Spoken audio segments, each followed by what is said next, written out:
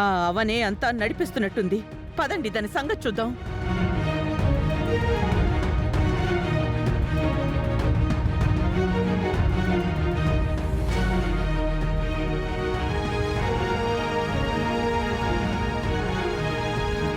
ఏంటత్తయ్యా? ఏం తెలియనట్టు భలే అడుగుతున్నావే. అదంతా టాలెంట్. ఏం కావాలి?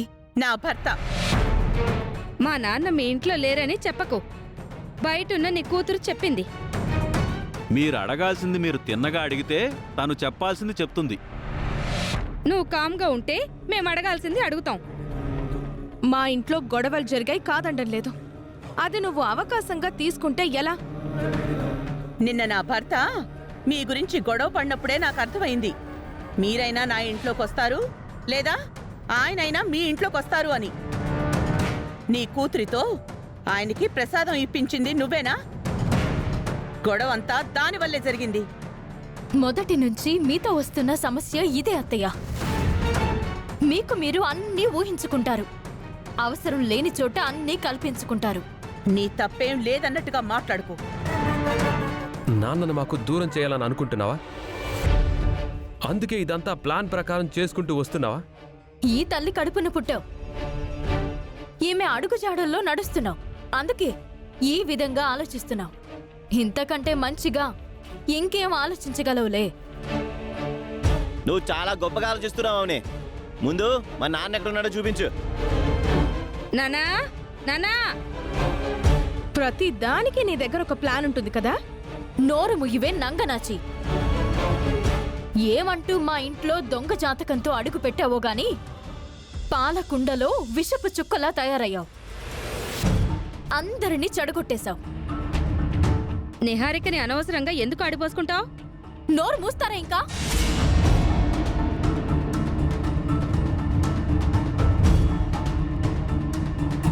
నిజాలు మాట్లాడే వాళ్ళకి ఎప్పుడూ మీ సపోర్ట్ ఉండదు.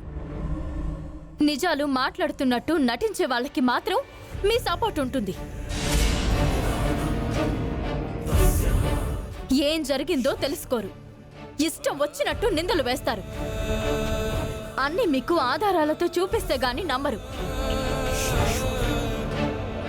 మావయ్యని మీకు చూపించాలి, అంతే కదా? రండి రండి, చూడండి.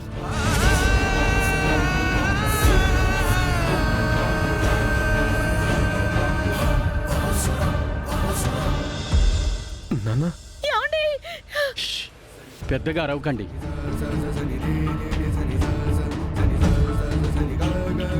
ఆయనకేమైంది? డాక్టర్ రావాల్సినంత అవసరం ఏమొచ్చింది? చెప్తాను, కంగారు పడకండి. తొందరగా చెప్పవమ్మా తల్లి. రాత్రి ఏం జరిగిందంటే,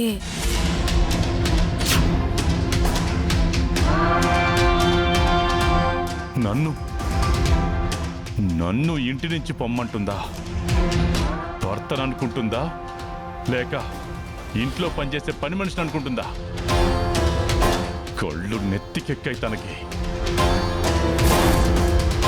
వీళ్ళ దగ్గర ఉండటం కంటే ఏ సత్రంలోనూ ఉండటం మంచిది.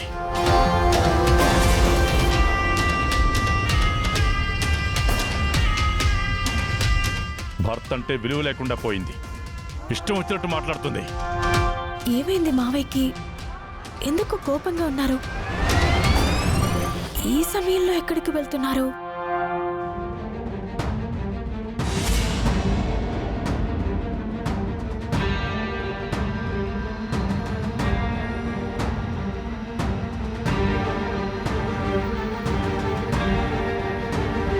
మావయ్య, మావయ్య,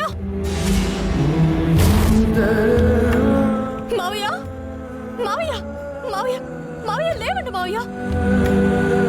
ఇంట్లో ఏదో జరిగినట్టుంది. ఈ సమయంలో అందరినీ పిలవడం కంటే ఇంటికి తీసుకుని వెళ్ళి ట్రీట్మెంట్ ఇప్పించడం మంచిది. మావయ్య, మావయ్య.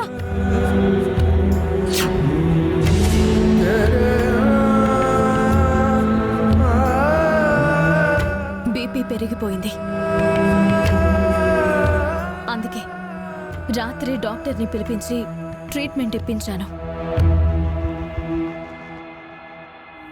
రాత్రి కొంచెం రిలాక్స్ అయ్యారు.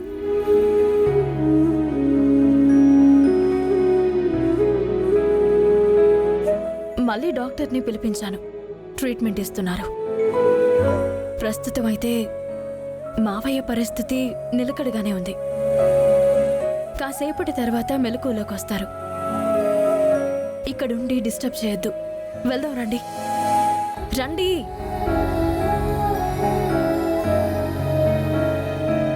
రా.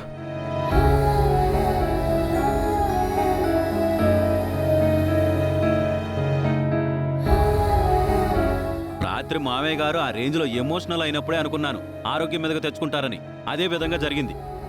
సరైన సమయంలో రియాక్ట్ అయ్యి నాన్నకు ట్రీట్మెంట్ ఇప్పించినందుకు థ్యాంక్స్ అవని.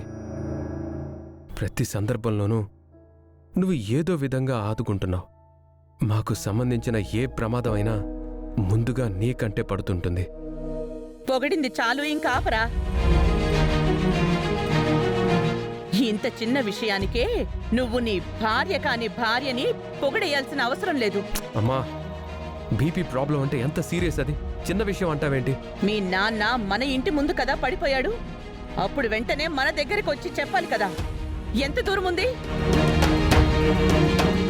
మిగిలిన విషయాలకైతే మాటి మాటికి మన ఇంటికి వస్తుంది కదా, మరి ఈ విషయం గురించి రావాలి కదా.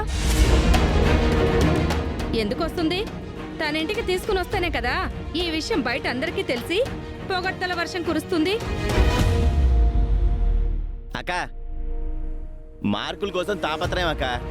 బయటికి మాత్రం ఏం ఆశించని దానిలా ఉంటుంది. లోపల అంత కుట్రలే. ప్రతి అవకాశాన్ని తన వైపుకి తిప్పుకుని మనుషుల్ని మార్చేయాలనుకుంటుంది. దీని బుద్ధి నాకు తెలీదా? ఇంకాపుతారా?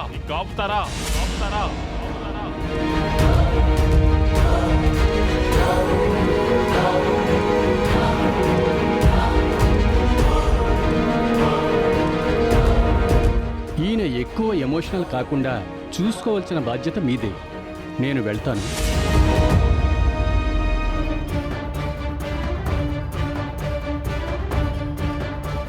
ఏంటి అందరూ ఇష్టం వచ్చినట్టు మాట్లాడుతున్నారు? అవని మార్కుల గురించి ప్రయత్నిస్తుందా? పొగడ్తల కోసం అంతా చేసిందా? అసలు సిగ్గుందా మీకు? అటువంటి మాటలు ఎలా అనాలనిపిస్తుంది మీకు?